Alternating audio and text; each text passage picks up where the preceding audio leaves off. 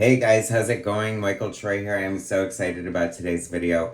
Comic-Con 2025 just wrapped up this past weekend, and as usual, big news always comes out of Comic-Con. Amazing things happened there, and the most amazing thing that I can possibly imagine happened as Chris Rael, editor supreme extraordinaire and John Byrne aficionado and friend, announced that the John Byrne X-Men Elsewhen project has found a publisher through Abrams and will have the first of 3 volumes coming out in April of 2026. And I almost died. It is so amazing. It's a dream come true. If you watch my channel, you know what a huge fan I am of John Byrne. I love him so much. He is my favorite comic book creator ever. I adore his art. He shares a birthday with my father, so that's a weird trivia point there. That means nothing, I know, but it's still a fun fact. Anyway, so John Byrne in recent years decided to put pencil to paper and do a major fan fiction of what would happen if he had stayed on the X-Men without Chris Claremont, and it was so amazing. He released it for free, since he knew he didn't own the IP on his website, Burn Robotics. It like amassed over a couple years. It amassed like 32 issues. He made it available, and you can make your own copy, which I have a few copies of the volumes I'm going to share with you here to get a sneak peek at it. But it's so amazing. It's so crazy. There was speculation. I mean, it's kind of audacious. Like, it kind of reminds me of Barry Windsor Smith's Monsters, how it started out as a Hulk story that nobody asked him to do. Nobody gave him like an editorial green light. So he just kind of took off with it and did it. And, of course, it took so long and it got so astray from Marvel, it became something else. But Weapon X kind of started that way too. So John Byrne did this, and the art is undeniably gorgeous. It picks up where, like, Phoenix, I think this is, he's doing, like, what if Phoenix had lived, if she had not been killed, which is what I believe he wanted. And the art is amazing. It is so good. The story is a little crazy and kind of all over the place. You can tell that Byrne's just kind of like a loose cannon, just kind of like doing what he wants to do. I mean, it's still undeniably great, right? The X-Men looks so good. They feel right. They feel correct. This is, the X-Men everybody wants and loves. This is something people didn't think would happen.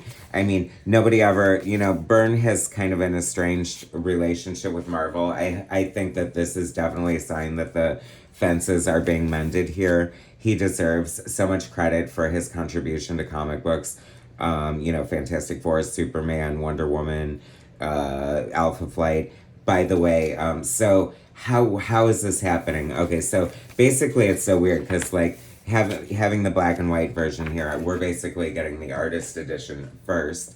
So Abrams a couple years ago came out with that Fantastic Four Full Circle book by Alex Ross, which was kind of a sequel to a Kirby Lee story, but also kind of like its own thing. Like, Abrams, basically, I guess they're licensing it. They're going to distribute, they're going to pay for the production and foot the bill, and then I guess Marvel would get some sort of royalty, and then Alex Ross would get his fee, which they're gonna pay him more than Marvel would or could, I guess, claim to. So win-win, you know what I mean? There's like this huge, gorgeous, like sort of artist edition of Fantastic Four Full Circle that I totally want, or I think there's like a Black Lake kind of version, I don't know. But whatever, there's an amazing, huge version that one of these days, y'all. Anyway, so that sort of, okay, so the fans are going nuts, like the John Byrne, the Byrne victims, as we call ourselves. There's an amazing Byrne fan group where, you know, all this stuff, I found out about all this stuff and was able to acquire these copies of this amazing, like, Byrne, you know, going rogue, basically. You know, here's young Kitty kissing Colossus again. There's a few, you know, like, I think Wolverine spanked Kitty, and people were like, oh, Byrne, sorry, this isn't, you know, the 50s anymore, we can't have that. And so I don't think it'll make it into the printed version. So Byrne was just penciling and lettering this to tell the story. And so now, and fans, like, in the groups and stuff, like, of course, are going nuts and, like, trying to finish the work. Joe Rubenstein is, like, had his hat in the, you know, as a contender, as an inker. He, like, people wanted to put out their own, like, fan version where Joe Rubenstein inks the whole thing. Walt Simonson inked a page as, like, a fan. I feel like there's going to be, so basically it's going to be inked and colored. Byrne's going to ink a lot of it. Some guy I think named Pat Wells is going to ink some of it. And then there's going to be, like, the occasional guest inker, like the Walt Simonson page. I would love to see a lot of that. Scott Williams comes to mind as somebody who should be, like, doing a page. Todd McFarlane said he would love to ink a Byrne page at one point in his life. This is his chance right here. I mean, on the X-Men, of course. So basically it takes up where the X-Men left off, and Byrne is just going all over the place. Magneto is here, of course. The art is so gorgeous. It is. He was, like, so inspired and just so amazing. Everyone is salivating. Everyone knew who knew. Oh my gosh, when Alpha Flight returned, I was amazed. So Abrams can make this happen because, you know, it doesn't affect Marvel continuity. It's kind of like the ultimate what if. What if Byrne had stayed on the X-Men without Claremont? I mean, it's kind of, if you put it in that context, it comes out as kind of a dig to Byrne or to Claremont. But famously, you know, they parted ways because they just couldn't see eye to eye on the direction of the writing, and it was frustrating for Byrne to work that way, and, you know, he just wasn't having it. So it is what it is, and it is what it was. And did we ever think we'd see something amazing? Look at Byrne channeling Neil Adams here in this shot here. You know, Byrne just deciding of his own accord, you know, I have this in me to tell, you know, I have this itch to scratch, and we're all reaping the benefits of it. I mean, Kitty and Colossus with the Nabari, like, alien here going under the ground. It's just, like, so many, like, Guardian from Alpha Flight, you know, the Avengers are here. Fantastic Four shows up at some point. So Abrams smartly, Chris Rael, I guess we have to thank for probably making this happen. He's gonna be the editor.